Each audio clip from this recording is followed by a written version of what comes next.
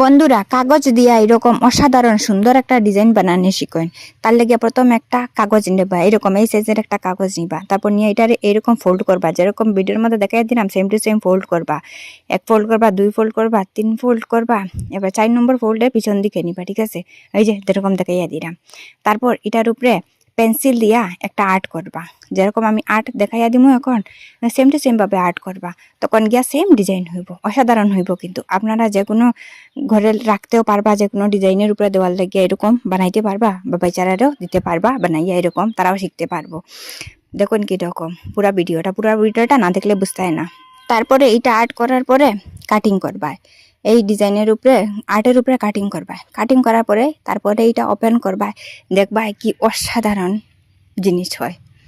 শুধুমাত্র একটা simple paper দিয়া, আর কালারিং পেপার দিয়া যদি করে, রেড কালার এরকম কালারিং পেপার দিয়ে করো, তাহলে তো আরো বেশি অসাধারণ লাগবে, দেখতে খুবই সুন্দর।